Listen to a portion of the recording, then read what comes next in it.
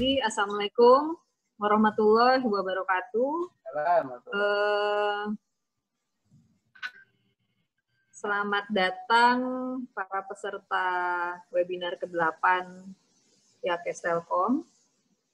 Hari boleh di-share tata caranya. Kita masuk ke webinar yang ke-8, Prof. Ruli. Sebelumnya sudah ada rangkaian webinar-webinar tentang diabetes, tentang COVID, baik dari psikolog, dokter, ahlinya, kemudian ada juga sharing dari gizi. Untuk tidak memperpanjang waktu, izinkan saya untuk membacakan tata cara webinar kita pagi ini. Perkenalkan, saya moderator, nama saya Rena Winasis. Kemudian untuk Bapak Ibu yang ingin mengajukan pertanyaan, dapat memencet icon question and answer, atau dapat memencet icon raise hand untuk bertanya langsung. Kami mohon untuk tidak bertanya di kolom chat, begitu, karena itu adalah menu terakhir yang akan kami pilih untuk ruang bertanya. Sudah hadir bersama kita di sini Profesor Ruli, beliau adalah guru besar Unpad. Beliau juga adalah spesialis penyakit dalam konsultan hipertensi dan ginjal, mohon maaf terbalik, dan beliau pun Ketua Perhimpunan Dokter Hipertensi Indonesia. Hadir bersama kita di sini Manajer Pembinaan Bapak TV Pesojaya dan Manajer Layanan Yakes Telkom Bapak Yohanes Argo. Mungkin untuk kali ini khusus kami minta Bapak Argo untuk membuka, Pak. Silakan Pak Argo. Di unmute dulu ya, oke. Ya, selamat pagi. Pak Tepi mohon izin, kemarin Dr. Rena kontak untuk hari ini katanya saya diminta untuk membuka. Iya, bangga. Baik, selamat pagi Prof. Ruli, Dr. Tepip, Dr. Rena, beserta para peserta webinar yang berbahagia pada hari ini. Pada kesempatan yang cerah ini kita masih diberikan kesempatan untuk bergabung kembali dalam webinar pada hari ini. Apa kabar semuanya? Semoga kita semua dilindungi oleh Tuhan Yang Maha Kuasa serta dalam keadaan sehat selalu. Di sini telah hadir narasumber kami seperti tadi yang disampaikan Dr. Rena adalah Profesor Dr. Ruli M. Arusli, SPPD KGH. Beliau adalah pakar atau guru besar penyakit dalam ginjal dan hipertensi, di mana pada pagi hari ini kita akan mendengarkan paparan dan diskusi sekitar pengelolaan hipertensi di masa pandemi COVID-19 ini. Kami informasikan Prof. Ruli bahwa tadi sudah disampaikan juga oleh Dr. Rena bahwa selama puasa ini kami bidang Yankesta khususnya tadi disampaikan adalah di subbidang pembinaan telah mengadakan beberapa kali webinar dari berbagai disiplin ilmu sesuai dengan kebutuhan, dan ini pun atas masukan dan saran dari para peserta, khususnya para peserta kami yaitu pensiunan beserta karyawan. Sebagai informasi pula bahwa yang lalu peserta yang hadir sekitar 75 sampai dengan 100, kita batasi memang Prof untuk maksimal 100 audiens. Kemudian Bapak Ibu peserta webinar silahkan untuk mengikuti acara pada pagi hari ini. Dan silahkan pada saat diskusi nanti tanyakan kepada pakarnya, bukan hanya barangkali sekitar hipertensi dan COVID semasa puasa ini, tetapi juga silahkan digali dan ditanyakan sekitar ginjal, khususnya adalah untuk saudara-saudara kita atau tetangga kita yang kebetulan menderita gagal ginjal kronis dengan hemodialisa. Dan kebetulan Prof, kemarin pada sesi gizi ada juga pertanyaan mengenai bagaimana asupan protein bagi pasien dengan cuci darah. Nah, kesempatan kemarin narasumber kami memang untuk menjawab itu membutuhkan data-data medis atau hasil pemeriksaan baik pre maupun post HD. Nah, mungkin nanti seandainya para peserta siang hari ini juga ada yang berkenan untuk bertanya, silahkan bertanya kembali. Kita gali bukan hanya sebatas hipertensi dan COVID, tapi mungkin barangkali beliau juga karena pakarnya dalam ilmu dialisa yang sudah cukup malang melintang dunia cuci darah. Bapak Ibu, Pak Ruli, untuk mengimalkan waktu kepada Dr. Rina yang akan memandu teknis dan skenario acara ini, silahkan untuk kita memulai, Prof. Iya, terima kasih Pak Argo. Prof. Ruli, izin sebelum sesi Prof. Ruli mungkin izin sebentar untuk men-sharing. Kelihatan ya? Data dari covid19.go.id. Per hari ini, apakah terlihat Bapak Ibu? Belum keluar. Kalau slide-nya ada. Slide-nya ada, Go. Dr. Rina, slide-nya sudah ada? Ya. Belum keluar. Tunggu sebentar. Ya. Sudah terlihat kan? Oke. Jadi gini, ya, Prof, per hari ini ada dari data covid19.go.id. Ini adalah sebaran untuk pasien-pasien COVID. Jika kita lihat di sini kondisi penyerta positif COVID, yang positif itu meskipun ini adalah data dari hanya 4,2% peserta yang diperiksa, tapi ternyata hampir 52,9% adalah penderita hipertensi. Ini pun terjadi sama di kondisi rawat di isolasi mandiri, kondisi sembuh juga sama, kondisi meninggal juga sama. Jadi sepertinya kalau kita lihat dari sini, apakah sebenarnya penderita hipertensi di Indonesia sudah sebegitu banyak sehingga datanya seperti ini.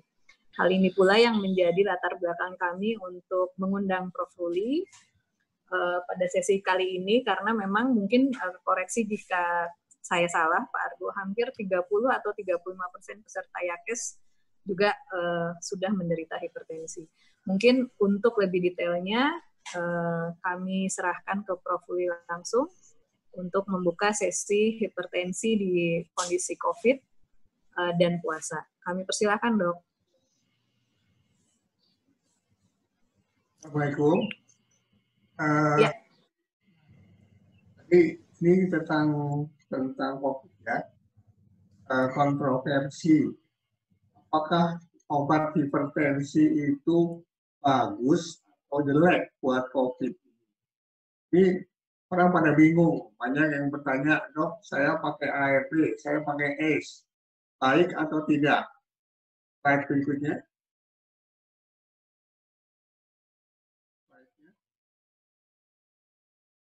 Kita lihat tadi ya, bahwa banyak sekali orang yang harus cuci tangan, harus gunakan tisu saat batuk, dan harus jangan menyapu muka.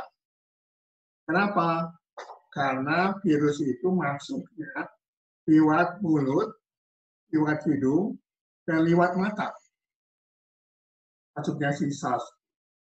Kemudian dia memberikan gejala panas, batuk, kering, sesek, dan mencret. Nanti kita lihat kenapa COVID ini harus masuknya tadi lewat mata, mulut, dan nafas, dan kita lihat kemana gejalanya, yaitu demam, batuk, sesak, dan diare. Slide berikutnya. Jadi sebetulnya ada pertanyaan nih, apakah antihipertensi itu resiko untuk COVID? atau antihipertensi itu memperbaiki COVID itu? Coba kita lihat penjelasannya. Baik. Nah, ini yang terjadi di tubuh manusia. Tapi bingung kan? Kita nggak usah lihat bingung ini. Coba kita lihat pelan-pelan aja. Ya, dari SARS masuknya sampai dia menjadi gejala seseknya. Baik, berikutnya. Di mana sebetulnya posisi di ACE ini?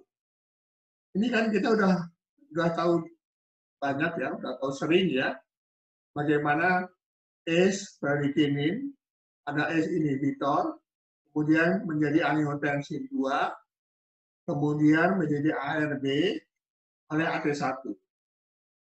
Yang jarang kita lihat adalah AT2-nya. Benar kan ya? ACE inhibitor, angiotensin 1 jadi angiotensin 2, kemudian jadi AT1. AT1 ini yang menyebabkan hipertensi. Dan kita mencegahnya dengan ARB. Tapi AT2 itu jarang dibicarakan. Baik berikutnya. Ini jarang diberikan yang AT2. Kita lihat nih. Tadi sekali lagi ya, kita lihat AT1 menyebabkan vasokonstriksi, hipertensi, inflamasi, dan lain sebagainya. Makanya kita kasih blocker. ARB blocker itu angiotensin reseptor blocker untuk AT1R. Sebetulnya di dalam tubuh kita, AT2R ini adalah blocker juga untuk AT1R. Jadi dia fungsinya adalah vasodilatasi. Nah, slide. Nah, ternyata si AC2 ini merubah angiotensin 1 sampai 7. Kan ini ya. Jadi kalau ACE-nya yang sebelah ini itu merubah tadi angiotensin 2 menjadi AT1R. Nah, ACE2 ini merubah menjadi angiotensin 1 sampai 7. Dan fungsinya sebetulnya adalah vasodilatasi, vasoproteksi, dan jadi sebetulnya sama dengan ARB. Dalam tubuh kita juga ada ARB. Nah, itu adalah tugasnya si AC2. Slide berikutnya. Seperti ini. Ya. Jadi kalau pada tadi hanya angiotensin ogen, dan ini jadi ada AT1, ada ACE1, jadi AT2, itu berubah menjadi AT1R. AC2, ACE2, berubah menjadi AT1 sampai 7. Yang sebetulnya fungsinya adalah anti-inflamatori, anti-apoptosis, anti-fibrosis. Bagus itu sebetulnya fungsinya di ACE2 ini. Slide berikutnya. Nah, inilah yang kita ingin bicarakan sekarang ini tentang ACE2, AC2 ini. Slide lagi. Kalau kita lihat istilah akronimnya ACE2, jadi AT2, dan ini adalah satu ACE inhibitor yang terikat pada ACE1. Dan ini menginikan angiotensin 1 dan 7. Ya, AT2-nya ini ada di alveolar, tipe sel. Oleh karena itu, COVID itu paling banyak menyerangnya alveoli. Karena AT2-nya ada di alveolarnya. Lihat lagi. Tadi ya, sekali lagi kembali lagi ke sini supaya kita ingat bahwa ada ACE, ACE1, ada AT1R, dan AT1R1. Ini angiotensin 2. Ada AT1R, AT2R. Yang satu fungsinya vasokonstriksi, yang satu fungsinya vasodilatasi. Baik. Nah, ini yang jarang kita bicarakan adalah AC2. AC2 itu dia merangsang angiotensin 1 sampai 7. Dan ini sebetulnya dia mempunyai vasodilatasi. Walaupun kita jarang membicarakan angiotensin 1 dan jarang kita membicarakan AC2. Baru pada tahun 2002, pada waktu ada juga yang infeksi virus juga baru ini AC2 ini diketahui. Slide berikutnya kan ada SARS dulu ya. Perhatikan ini ya, perhatikan gambar yang besar. Ini AC2 itu adalah satu hormon yang berada di lapisan daripada sel. Nah, si AC2 ini dia mengikat di virus SARS. Dia yang mengikat virus SARS sampai virus SARS-nya bisa masuk. Tapi untuk mengikat itu ada prosesnya yang masuk yang dinamakan TMPRSS2. Ini ya, yang tadinya ada AC2-nya dengan TMPRSS2 ini mengikat salah satu spike protein daripada si virus ini, dan ini diikat oleh si TMPRSS2 dan si virusnya baru bisa masuk. Jadi virusnya itu bisa masuk kalau ada S2 dan bantuan yang namanya TMPRSS2 ini. Nah, kenapa dia masuknya lewat situ? Oleh karena dia di virus ikatannya dengan itulah yang menyebabkan orang bingung. Jadi kalau begitu dengan hipertensi bagaimana? Baik. Nah, ini gambar yang lebih jelas ya. Dulu ada SARS yang ya, dan SARS itu kan severe acute respiratory syndrome. Dan sekarang kita SARS-CoV-2. Bentuknya sama sebetulnya. Kalau si COVID itu mau masuk, dia perlu ada S2. Dan dia perlu ada TMPRSS2. Jadi S2 itu tidak akan meningkat si COVID kalau tidak ada TMPRSS. Tapi, tubuh manusia itu juga selalu ada antinya. Jadi selain si TMPRSS2 yang membantu si ES2 mengikat di virus COVID, baik.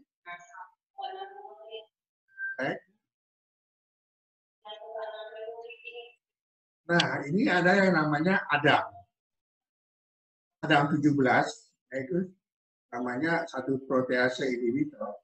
Di protease inhibitor ADAM 17 ini yang dikeluarkan oleh ARB tadi, oleh karena ARB, makanya akan dikatakan bahwa ada yang gunanya memberikan ARB. Karena si ADAM 17 ini melepaskan si AC2 dari permukaan sitosol, sehingga dia mengikat si COVID ya tidak dalam sel tapi dalam darah, sehingga si COVID itu tidak masuk ke dalam sel kita. Jadi kalau TMPRSS2 itu membantu si S2 itu untuk memasukkan si virus SARS ke dalam sel, tapi sebaliknya si ADAM 17 ini melepaskan si AC2. Sehingga si AC2 ini layang-layang, dia mengikat virusnya di luar dalam selnya. Nah, inilah terjadinya seperti itu. Slide berikutnya. Nah, ini lihat ya. Ini ada virus. Virus ini kemudian dia mau masuknya harus ada pakai TMPRSS2 dan TMPRSS2 kalau mau masuk. Tapi kalau ada ADAM, si ADAM 17 ini satu protease juga, dia akan melepaskan si S2-nya. S2-nya dihancurkan dari kulit, dia lepas. Sehingga si S2-nya itu mengikat virusnya di luar sel. Sehingga si virus itu tidak masuk ke dalam sel kita. Semuanya ini prosesnya adalah renin angiotensin RAS system. Oleh karena itu dulu dicangka bahwa kalau memakai ini, kalau orang memakai hipertensi nanti lebih jelek dong kalau gitu. Ternyata ini yang terjadi. Ingat bahwa ada TMP-RSS2 yang membantu ACE2 untuk memasukkan si virus ke dalam sel, tapi ada ADAM17 yang melepaskan si ACE2, sehingga ACE2 itu mengikat si virusnya di luar sel. Nah, gitu ya. Slide lagi. Slide. Sampai sini nggak bingung kan? Bingung sedikit apa ya. Nah, terapinya bagaimana? Makanya orang bilang, kenapa saya nggak terapi dengan ACE dan ARB? Atau ada nggak ACE2 blocker? Kalau saya bloknya ACE2-nya, apakah si virusnya itu tidak bisa masuk? Itu jadi pertanyaan dari para ahli yang dimulai dengan SARS yang dulu ya. Slide berikutnya. Ternyata ada satu penelitian bahwa RAS sistem itu memperbaiki justru outcome dari COVID-19 dengan hipertensi. Jadi kenapa pada tadi disebutkan salah satu comorbid to hipertensi, oleh karena yang terkena ini biasanya orang tua dan yang terkena itu hipertensi biasanya. Nah, kenapa dia punya keluhan gastrointestinal? Karena TS2 itu adanya di gaster, di otak, di mata. TS2 itu, sehingga itulah yang diserang oleh COVID. Nah, penelitian ini mengatakan bahwa orang yang memakai ACE ini, gambar yang A ini ya, itu yang hijau itu adalah yang mati. Nah, yang kuning yang berat. Ternyata orang yang memakan ACE itu lebih ringan keluhannya dan ARB tadi. Kenapa? Karena ARB dan ACE tadi mencegah si ACE2 tadi. Kemudian pada imunologinya lihat ER6 juga menjadi lebih baik pada orang-orang dengan slide berikutnya. Slide-nya. Nah, yang tadi sebelumnya, nah ini ya. Nah, jadi untuk mengerti satu COVID, itu harus mengerti adanya satu kompleks aksis yang namanya renin angiotensin aldosteron, SARS, dan COV aksis. Dan kita tahu bahwa pada aksis dari RA sistem yang berpengaruh adalah ACE2. ACE2 yang seharusnya dia merangsang ke A1 sampai 7. Tapi ACE2 ini harus ada TMSS tadi supaya bisa masuk. Dan supaya dia tidak masuk, dia pakai ada. Ya. Jadi coronavirus itu adalah suatu respiratory syndrome yang dengan pandemik ya. RAS ini berfungsi dalam masalah COVID. Jadi dia membantu dan menginterupsi dari eksisnya ini. Jadi menjadi konfus, menjadi bingung ini sebenarnya bagaimana sih kontroversi. Dia bilang di sini dari bahwa sebetulnya ACE2 itu akan meningkat pada keadaan penyakit karena insufisiensi daripada operatif RAS aktif. Ini pada COVID-19 itu juga menyebabkan batuk dan sesak oleh karena bradykinin-nya juga menurun. Dan makanya harus disebutkan yang namanya RAS, SCOP, dan ARB itu adalah mempunyai hal yang bagus untuk menurunkan aktivasi daripada si. Tapi apakah jadi orang-orang ini perlu mendapatkan ARB atau S? Itu masih jadi pertanyaan, masih jadi penelitian. Baik berikutnya.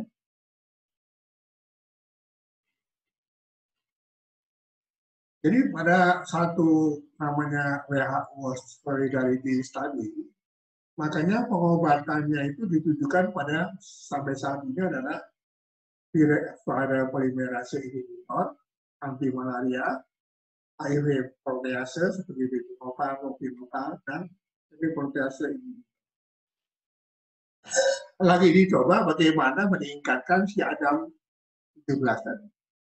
Karena itu kalau Adam 17-nya itu baik, maka si virus tidak bisa masuk ke dalam sel. Baik, berikutnya. Ini pengobatan yang kita coba ya adalah pertama fusikan di atasnya, jadi si pada TMPRS-nya itu cegah supaya dia nggak bisa masuk. Kemudian ada kalau udah masuk ada ribosom, ya, dia pakai lopinavir dan sebagainya. Lalu untuk RNA replikasinya remdesivir, lalu ada kloroquine. Kloroquine juga menghancurkan si sel, walaupun kloroquine itu berbahaya juga. Jadi yang dia coba adalah menghancurkan RNA-nya daripada si virus. Dan dia coba juga supaya si virus itu tidak sampai masuk ke dalam sel, ke dalam endositosis. Slide berikutnya.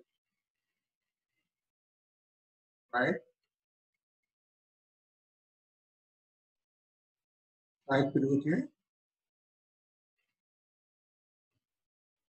Nah, ini ya, jadi ingatkan bahwa si COVID ini bisa masuk ke dalam sel melalui ACE2. ACE2 ini harus dibantu oleh TMP-RSS ya untuk bisa masuk. Kalau yang kanan adalah yang normal, dan kiri adalah yang normal tadi. Tapi si ACE2 ini bisa dihancurkan oleh Adam sehingga ACE2-nya tidak nempel di sel. Jadi si COVID-nya itu diikatnya di luar sel. Ya. Nah, ini akan menjadi salah satu alternatif untuk mengadakan vaksinasi atau pengobatan. Slide berikutnya. Jadi konklusinya apa? Udah bingung ya, saya juga bingung sih. Jadi kalau ini ada dua paper ya, yang bilang bahwa COVID-19 dan orang yang tua itu posisi. Makanya saya nggak boleh praktek. Orang usia 65 tahun nggak boleh ke rumah sakit. Karena older adult itu adalah coexisting. Dan pada older adult itu hampir semuanya hipertensi. Jadi hipertensi sendiri tidak menjadi faktor pemburuk daripada COVID.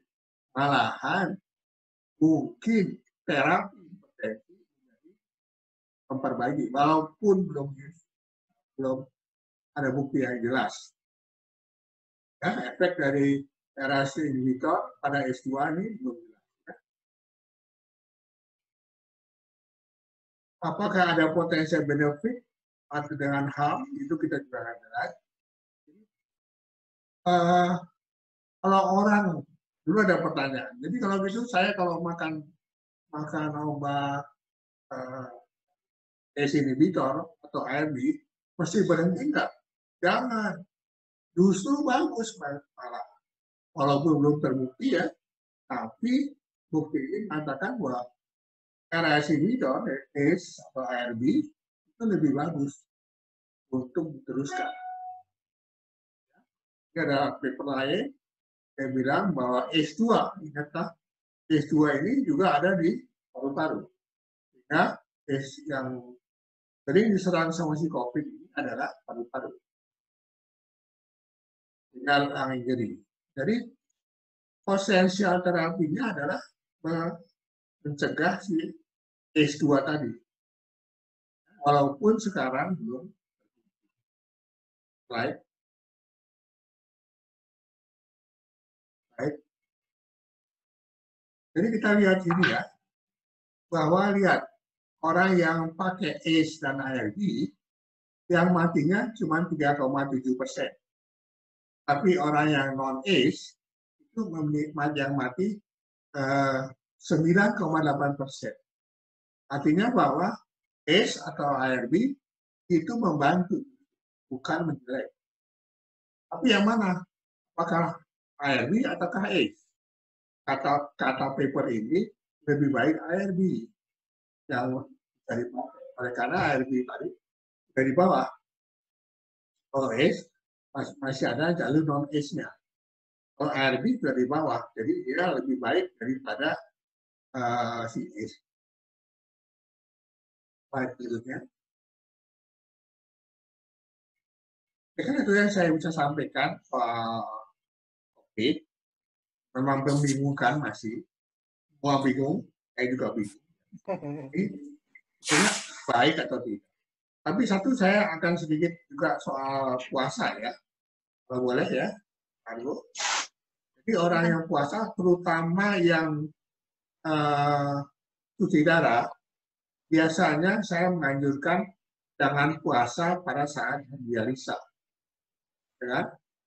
Tapi sekarang saya menganjurkan untuk orang yang cuci darah untuk tidak berpuasa sama sekali. Bayar fidyah aja. Karena daya tahannya akan menurun.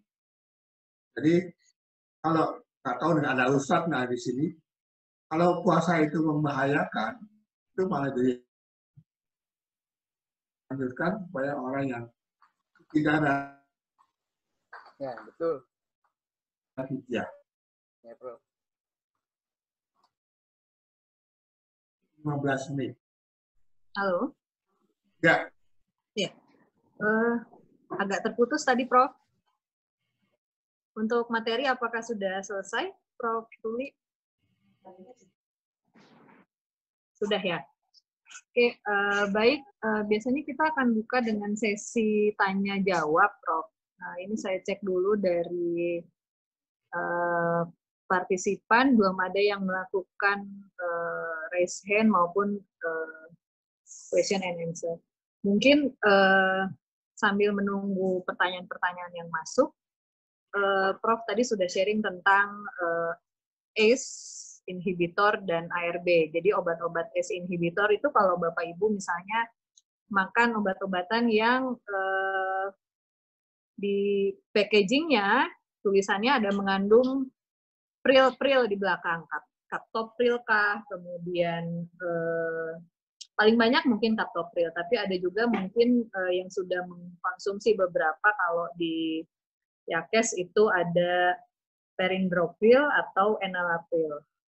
Untuk contoh-contoh dari obat ARB, ini biasanya yang tersedia atau yang diberikan di Yakes itu biasanya ada ujung-ujungnya ada tulisan artan di belakang. Misalnya kandisartan, irbesartan, telmisartan, valsartan, losartan, dan olmesartan.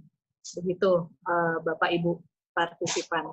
Mungkin sudah dijelaskan oleh Prof tadi, apakah sebenarnya harus di stop atau justru tidak dilanjutkan? Kita bisa simpulkan bahwa justru obat-obat tersebut harus secara rutin tetap dimakan ya Prof ya? Ya, oke. Mungkin sambil menunggu question and answer, Pak Argo maupun Pak Tevip ada yang ingin ditanyakan, Pak?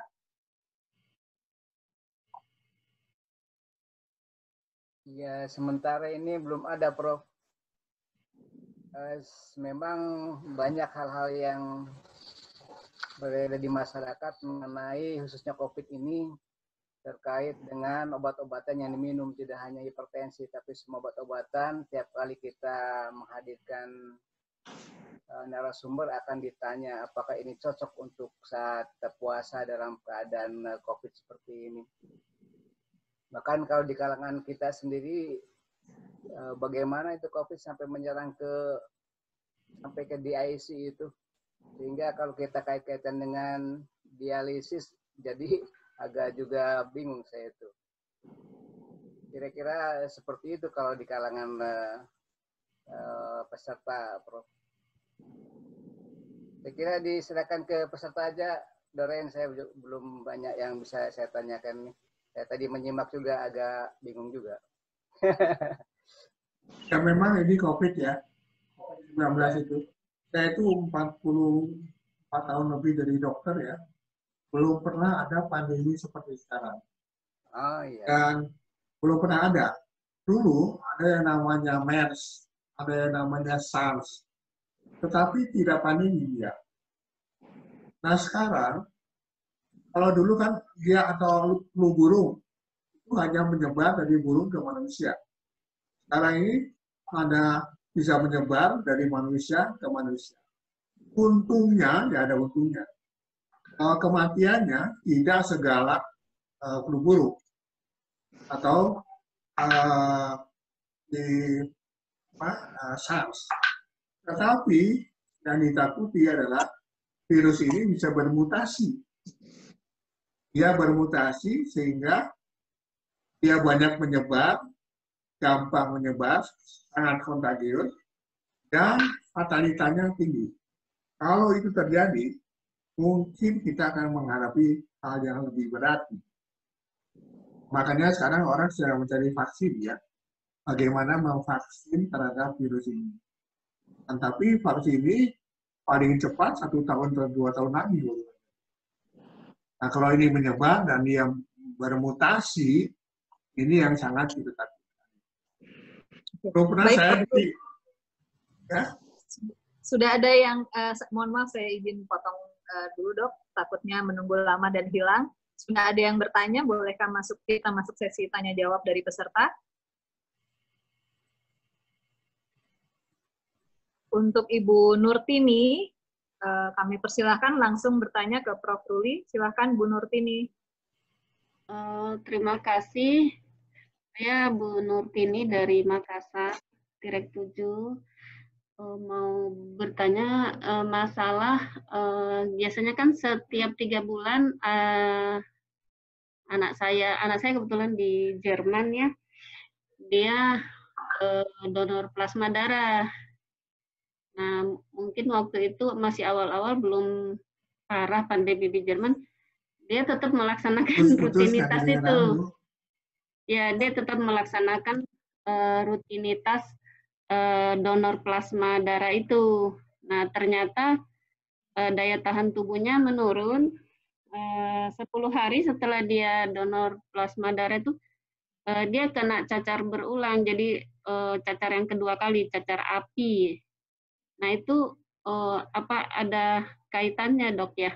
Jadi kalau dalam pandemi gini, apakah kita tahan dulu, tidak donor darah dulu? Karena suami saya juga kebiasaan donor darah juga. Jadi dengan kondisi anak saya seperti itu, saya jadi melarang suami saya donor darah. Donor darah. Ya. Kalau yang pengobatan plasma itu ada yang baru ya, diharapkan plasma seorang pasien yang sudah menderita itu mendapat antibody. Sedangkan kalau dalam darah lengkap itu ya masuk plasmanya kan, boleh-boleh aja mau transfusi. Oh gitu. Jadi tidak khawatir daya tahan tubuhnya menurun ya dok ya? Kalau transfusi darah pada era COVID boleh-boleh aja. Kalau dia tidak terlalu terkena COVID ya, malahan dianggap bahwa pasien yang sudah sembuh dari COVID itu plasmanya atau serum mengandung antibodi terhadap COVID. Jadi boleh-boleh aja. Nah, iya, hanya kejadian anak saya itu karena dia donor itu mungkin daya tahan tubuhnya turun, jadi dia malah kena virus cacar.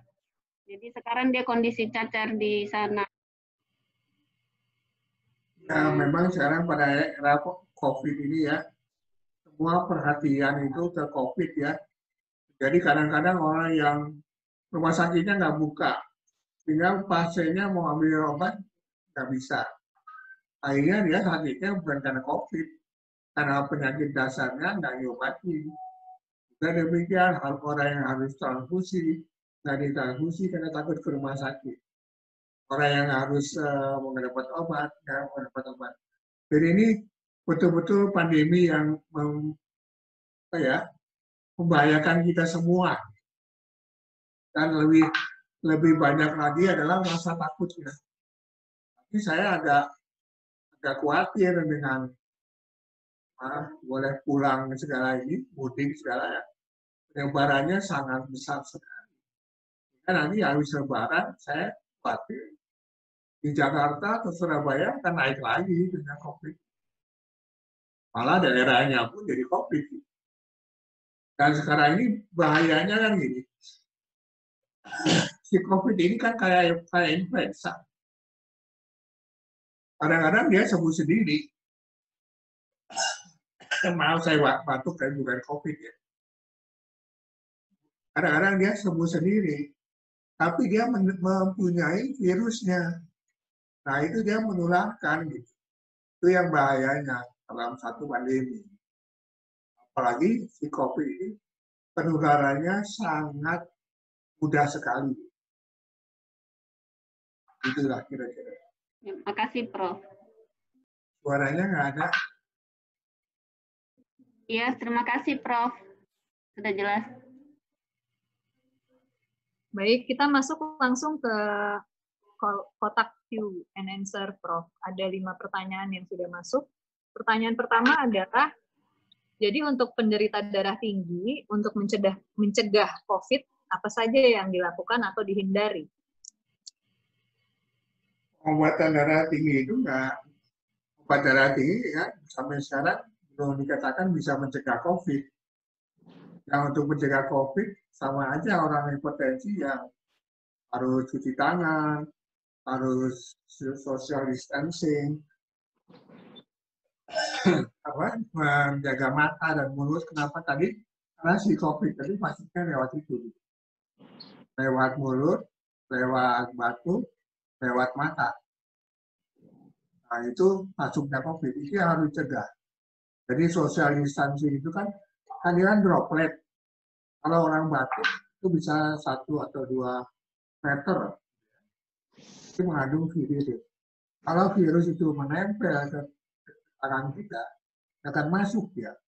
Dia masuknya hanya lewat mata, mulut, hidung. Jadi itu yang harus dihindari. Terima kasih, Prof. Kita lanjut ke pertanyaan berikutnya.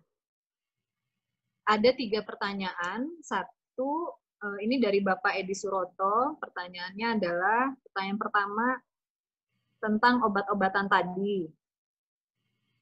Bagaimana dengan kalsium channel blocker? Saya minum Herbeser, dok. Pertanyaan kedua, apakah ada obat yang bisa mengerem kerusakan ginjal? Pertanyaan ketiga, apakah transplantasi ginjal bisa dilakukan dari siapa saja? Untuk ditransplant atau ada batasan-batasan tertentu? Jadi ada 3 pertanyaan, Prof. Dari Bapak Edi Suroto. Pertama tentang kalsium channel blocker ya, itu tidak ada hubungannya sama COVID. Karena COVID itu kan eksisnya dengan RAS. Jadi makan aja channel blocker nggak ada masalah. Nggak ada hubungan dengan COVID.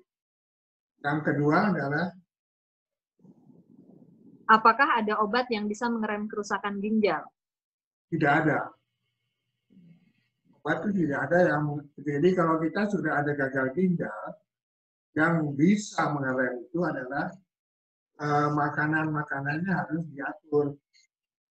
Tidak ada obat yang bisa mengerem. Ada juga obat yang bisa mempercepat alerginya. Misalnya NSAID dan lain sebagainya. Nah, soal transplant itu nggak bisa sembarangan. Transplant itu harus diperiksa cocok atau enggak. Cocoknya itu dengan RNA-nya, dengan DNA-nya, jadi dengan prosesnya. Proses transplant itu nggak semudah setiap orang mau ngasih ginjal boleh ditukar, itu nggak bisa. Harus ada syaratnya. Lihat ya pertanyaannya ya. Dokter Ena lanjut pertanyaan berikutnya. Doren. Bantu yang lain. Doren ketiduran kah apa? Nih, hangin nih. Ya, saya bantu ya. Prof, Pak Argo kedengaran nggak suara saya? Pak Argo? Ada. Iya, saya lanjutkan pertanyaannya ya. Ini, Prof, ada yang nanya nih, apakah penderita hipertiroid rentan terhadap COVID? Nah ini, daripada Srijal. Penderita hipertiroid, apakah rentan terhadap COVID? Begitu, Prof. Nggak ada buktinya. Ada bukti ya. Sampai sekarang belum ada bukti. Ya, rentan tadi di mana sih ada S2-nya, yaitu di gastro, perut, di otak, di jantung, di ginjal, dan di paru-paru. Tapi sampai saat ini belum ada bukti di tempat lain. Oke. Ini ada pertanyaan lagi, satu lagi Prof, ini mengenai dari Pak Sutrisno. Ini belum ya. Mau tanya tapi lebih ke darah tingginya, ya. Bukan terkait COVID. Oke. Saya darah tinggi sudah 10 tahun lebih dan rutin minum obat. Waktu itu dikatakan karena genetik. Sudah 4 tahun ini saya olahraga lari seminggu rata-rata 2-4 kali. Dan tekanan darah saya relatif stabil di 120 sampai 80. Apakah saya bisa menghentikan obat gitu, Prof?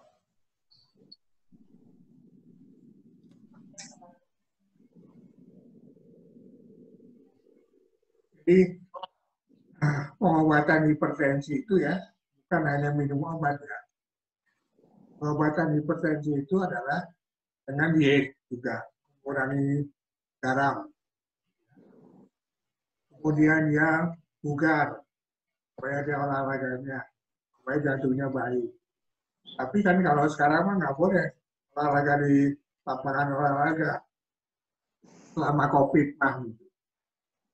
Tapi kalau nggak COVID, harus jangan olahraga yang mengedan. Jangan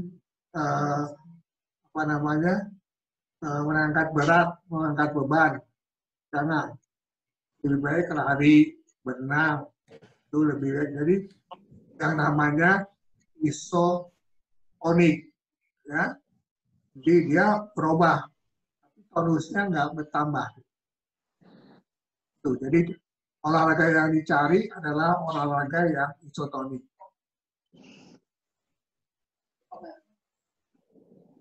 Kalau obat hipertensi itu harus dikonsumsi terus, walaupun dia stabil. Karena stabil itu dengan obat. Kalau nanti obatnya berhenti, dia bisa naik. Prof. Ruli, tadi ada pertanyaan dari Bu Nurtini, itu lewat WA, ternyata anaknya Bu Nurtini itu dia bukan penerima, tetapi pendonor.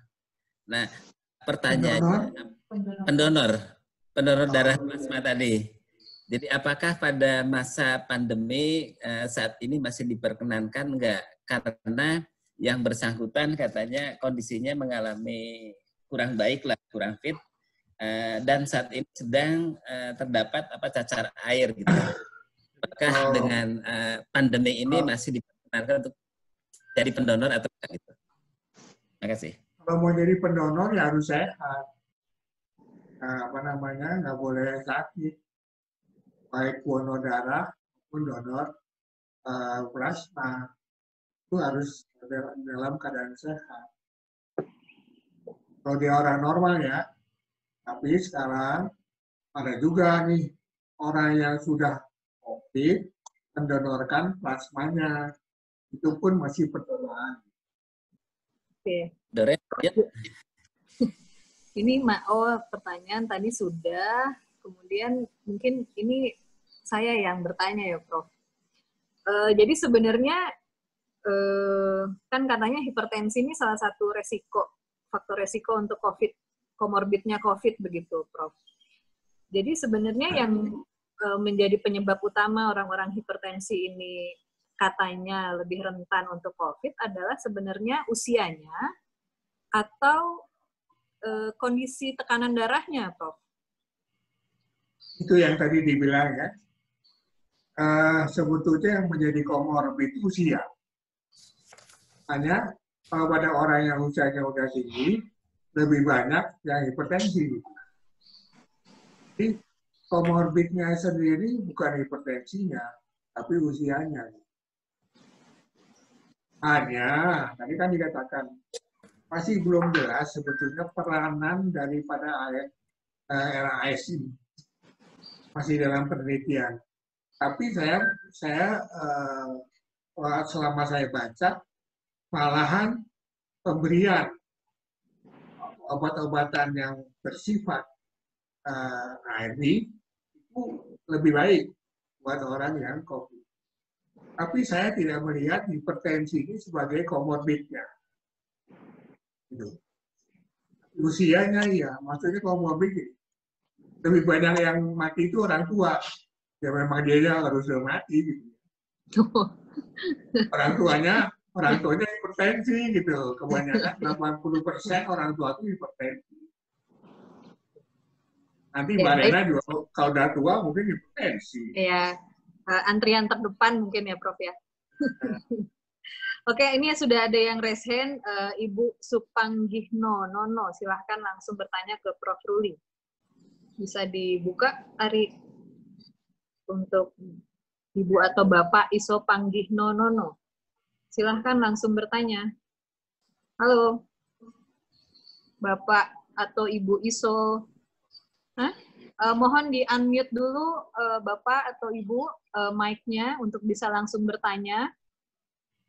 Diklik dulu mic untuk di-unmute Pak, Ibu. Oke, kita pindah dulu saja sebentar ke di chat ini ada dari Bapak Chandra Widya. Penyakit darah tinggi apakah bisa sembuh total dengan mengendalikan diet makanan dan atau olahraga teratur, Prof? Penyakit darah tinggi itu nggak bisa sembuh. Bisa terkontrol, tapi nggak bisa sembuh. Karena penyakit darah tinggi itu sebetulnya bukan penyakit, dia patofisiologi dari seorang. Karena usianya, karena jenis makanannya. Walaupun itu dikurangi, yang bisa adalah mengkontrol. Kadang-kadang dia nggak makan obat bisa, tapi hati-hati karena dia akan naik lagi gitu. Sesuai dengan umurnya. Gula darah, hipertensi itu adalah penyakit yang tidak bisa sembuh, tapi bisa terkontrol. Pertanyaan berikutnya dari Pak Chandra Widya adalah berapa lama boleh mengkonsumsi obat sejenis untuk darah tinggi? Apakah boleh jenis obat darah tinggi tertentu dikonsumsi seumur hidup atau perlu diganti-ganti, Prof? Kalau udah cocok ya terus aja seumur hidup. Jadi jangan takut bahwa obat hipertensi merusak ginjal. Jangan takut. Yang merusak ginjal itu hipertensinya, bukan obatnya. Jadi jangan takut makan obat hipertensi seumur hidup. Pertanyaan ketiga dari Pak Chandra, usaha apa yang bisa dilakukan untuk mengantisipasi kena darah tinggi di usia tua, Prof? Berdoa. Ya. semua orang kalau usianya nanti sampai 100 gitu, mungkin akan hipertensi. Karena itu satu proses fisiologi. Jadi gaya hidup sehat, mengurangi hipertensi. Ada juga kan orang tua yang nggak hipertensi. Itu adalah karena gaya hidup yang sehat. Jadi makan yang teratur, tidur teratur, istirahat teratur, olahraga teratur. Tapi biasanya kita nggak bisa semuanya. Oke, siap. Terima kasih, Prof. Untuk jawabannya kita masuk ke kotak Q&A. Ini khusus COVID nih, Dok. Pertanyaannya dari Pak Beni Juniardi. Mau tanya katanya, kalau update atau progres penemuan vaksin untuk COVID-19 bagaimana? Kapan kira-kira bisa mulai digunakan di Indonesia? Tahun 2021?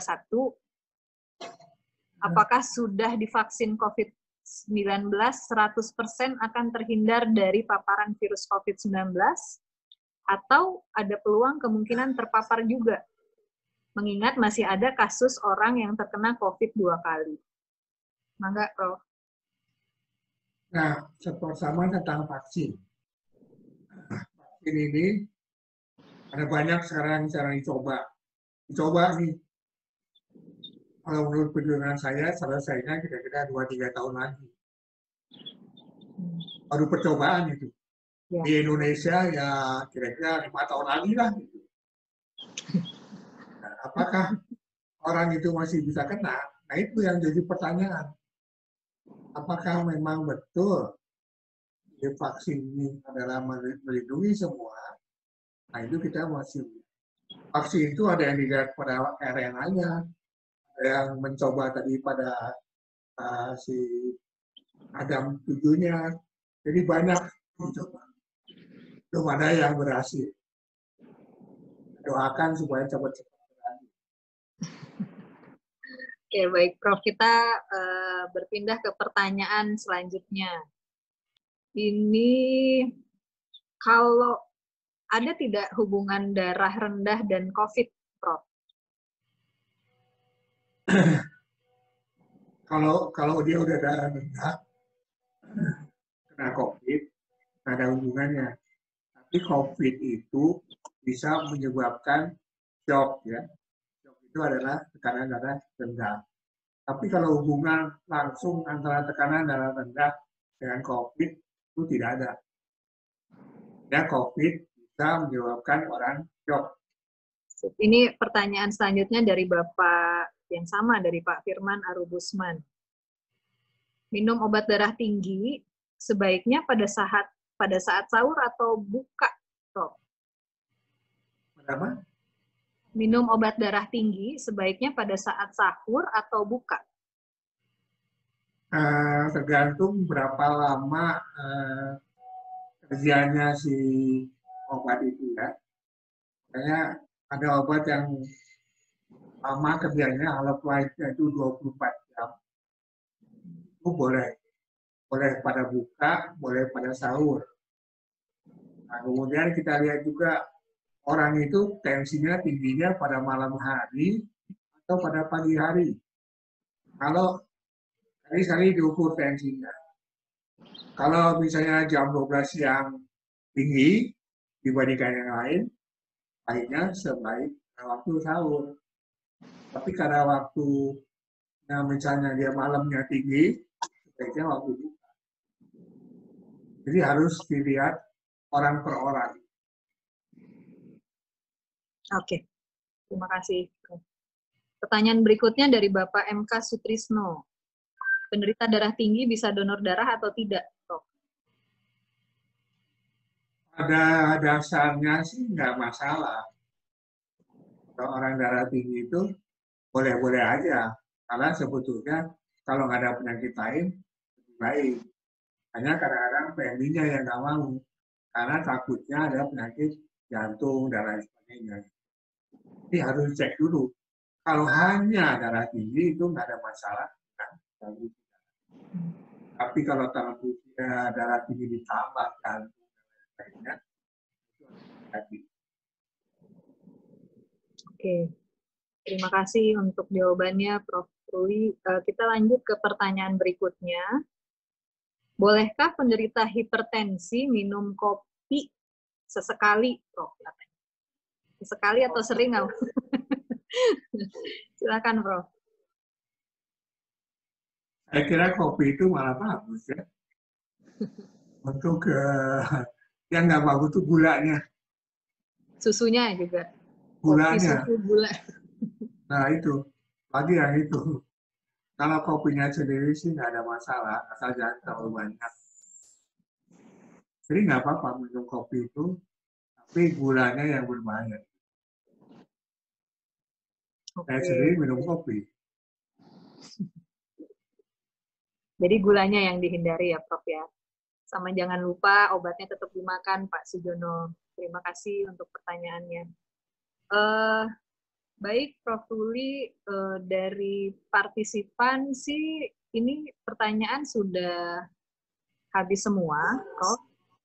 Mungkin saya berikan waktu sekitar 5-10 menit untuk jika ingin masih ada yang ingin bertanya, baik dari internal Yakes maupun dari peserta partisipan.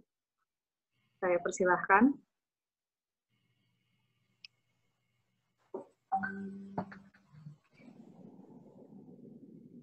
Mungkin Doreen. Ya Pak, silakan. Halo. Pak. Ya Prof, saya mau bertanya tapi agak keluar Prof ya. Ini terkait dengan rapid test. Nah, ini kan sudah mulai memasyarakat ini rapid test ini ya, sampai ke institusi gitu ya, mungkin di masyarakat. Ini tentu jadi banyak pertanyaan karena tidak jarang kita ketemu dengan orang yang akan rapid test itu ya, cemas dulu begitu. Ini sebetulnya penjelasan untuk mencerdaskan bangsa ini mengenai rapid test ini bagaimana Prof ini? Ini kebetulan ada peserta yang bisa mendengar, mudah-mudahan bisa di-share ke lain ke rekan-rekan yang lain. Terima kasih Prof. Ya, jadi mengenai rapid test ya. Sekarang ini beredar rapid test bermacam-macam merek ya. Saya pernah dapat keluhan. Kan satu rapid test, satu merek, diperiksa semuanya positif. Kita diperiksa dengan cara lain, semuanya negatif. Nah, jadi harus memilih rapid test yang benar. Pertama. Yang kedua, rapid test itu hanya memeriksa antibodi ya. Belum memeriksa antigen.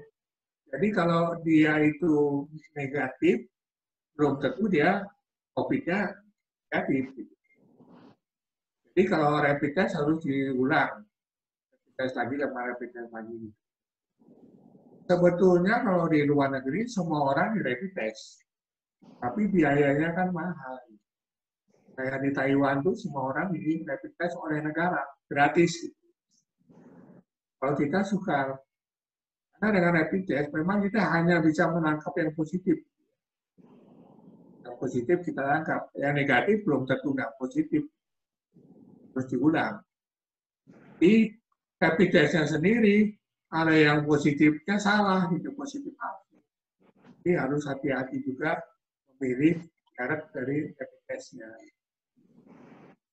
Tapi kalau ada kemungkinan, makanya kalau saya udah minta izin nih sama Pak Agung, semua pasien dialisa yang di Telkom, yang di perisai, yang rapid test semua. Akan di rapid test semua. Pasiennya akan di rapid test semua. Karena mereka adalah orang-orang yang comorbid gitu ya. Oke. Gimana Pak David? Mungkin sedikit meneruskan, Prof. Betul, mungkin terkait dengan merek atau kita pilihan terhadap rapid test ini, jenis apa atau produk apa. Ini kejadiannya adalah justru di depan kita sendiri, walaupun tidak bisa kita simpulkan. Kita sudah melakukan rapid test, tapi semuanya negatif. Ya, itu produk dari mana Doren? Dari Korea ya? Korea ya. Nah, ketika pakai yang dari Cina katanya ada yang positif. Jadi ini menurut Prof ini produk mana yang harus kita pegang ini? Karena juga jadi ragu. Semua negatif itu rapid test. Nuhun, Prof. Ya, rapid testnya kalau harusnya sih kan gini, si COVID itu akan memakan waktu beberapa hari sampai 2 minggu inkubasinya. Jadi kalau misalnya dia ya rapid sekarang ya, di rapid test negatif, padahal dia menderita, baru nanti 2 minggu lagi, Iya. bodinya lagi naik. Gitu. Jadi harusnya rapid testnya diulang. Tapi itu bagi orang yang resiko ya. Kalau misalnya di rumah terus, ya resiko ya. Tapi kalau di rumah terus ke warung, ya nggak tahu di warung ada yang ada. Sudah Pak Tevip? Kalau mengenai merek yang direkomendasi Prof, ada nggak Prof? Apa? Merek ini apa nama jenis mana sih yang kira-kira Kurang jelas caranya. Kalian bisa diperjelas? Mereknya katanya Prof, apakah ada rekomendasi merek untuk pemeriksaan rapid test? Merek mana yang bisa dipercaya gitu? Iya. Saya mau bukan nanti disangka saya mau iklan kan ya. Enggak lah. Berarti itu di balik layar antara Pak Argo dengan Pak Tevip dan Prof ya. Saya lanjut ke kotak pertanyaan berikutnya. Masih ada satu pertanyaan. Kenapa Pak? Ya. Ada satu pertanyaan dari Pak Dasrizal Das nih Pak. Apakah hipertensi bisa menurun ke anak, Prof? Karena kebetulan istri saya hipertensi dan anak juga. Mungkin tapi tidak ada diinfokan anaknya Bapak Dasrizal ini umurnya berapa tahun. Apakah sebesar itu pengaruh? Iya. Jadi gini, hipertensi itu bukan penyakit genetik. Ini bukan penyakit turunan. Hipertensi, tetapi gaya hidupnya itu bisa dipengaruhi. Gaya hidupnya orang tua dan gaya hidup anak kan bisa sama. Ya, bukan genetik. Berarti mungkin pola makan di keluarga begitu ya, Prof ya? Oke, halo Prof, apakah suara terdengar? Dengeran, tapi kalau Rena jelas, tapi yang nanya cuma nggak jelas. Oh. Berarti yang berpengaruh adalah pola makan keluarga ya, Prof ya? Antara lain. Iya, siap. Sesi pertanyaan sudah ada, tidak ada pertanyaan dari peserta, saya cek ulang. Baik di Q&A juga sudah selesai. Mungkin izin untuk partisipan untuk bersedia mengisi poll yang akan kami tayangkan berikut untuk sebagai bahan evaluasi dan feedback kegiatan webinar khususnya sesi 8. Saya rasa sudah seluruh pertanyaan terjawab, Prof. Tuli. Dari Pak Argo tidak ada pertanyaan, Pak? Sementara enggak, tadinya mau nanya tadi dok, tapi sudah terjawab yang indikasi pemeriksaan rapid test untuk pasien HD. Tapi ternyata sudah dijelaskan, jadi saya paham itu dok. Terima kasih. Jadi HD komorbid ya Pak? Iya, ternyata. Iya. Baik, terima kasih. Mungkin kita sudah selesai dengan sesi sharing hipertensi, khususnya di masa COVID dan bulan puasa. Prof. Luri, terima kasih sekali untuk sharingnya dan waktunya Prof. Semoga Prof. selalu dalam keadaan sehat. Untuk para partisipan, kami mohon kesediaannya untuk mengisi polling, evaluasi kegiatan ini. Untuk Pak Tevip dan Pak Argo, terima kasih sudah bergabung dan ikut meramaikan kegiatan ini. Prof. Luri, saya tutup. Terima kasih banyak. Assalamualaikum warahmatullahi wabarakatuh. Wassalamualaikum. Kita masih menunggu polling Bapak Ibu ya. Bapak Ibu mohon kesediaannya untuk mengisi polling kegiatan. Dr. Rena, saya boleh nyapa nih, ada senior saya Pak Gatot Pidekso. Apa kabar? Silakan Pak. Silakan. Pak Gatot masih boleh bergabung? Pak Gatot Pidekso masih bergabung? Oh, barangkali sudah selesai. Pak Gatot. Ya Pak Argo. Apa kabar Pak Gatot? Baik Pak. Pak bisa dengar suara saya? Jelas Pak. Ya. Baik Ya. Pak. Ya saya Syukur. masih fitness terus juga ini. Oh, syukur Bapak. Berapa puluh Ya. tahun nggak ketemu. Bapak di Jakarta sekarang? Udah di Bandung, Pak. Sudah. Oh iya, ya. Kok saya kan biasanya ke sana Sentot nggak pernah ketemu. Sentot. Di pusat ya, ya? Saya di Sanggareng, Pak. Oh iya. Ya. Saya yang seringnya ke Sentot. Sentot ya. Ya. Baik, makasih kalau sehat-sehat Pak Gatot. Salam untuk teman-teman. Iya, sama-sama Pak Argo. Terima kasih. Salam juga untuk kita. Baik, mangga Pak. Selamat siang. Yuk. Baik, Pak Argo, terima kasih banyak. Semua sudah mengisi pollingnya. Tadi keluar masuk sih total ada 101 partisipan. Bapak Ibu, saya ucapkan terima kasih. Nanti mungkin setiap minggu kita akan mengadakan rutin kegiatan webinar ini dan sifatnya lebih tanya jawab sesuai dengan tema yang diperlukan. Insya Allah untuk jadwal akan segera kami kirim. Saya tutup untuk sesi ke-8 webinar Yakes Telkom hari ini dengan selamat pagi. Assalamualaikum warahmatullahi wabarakatuh.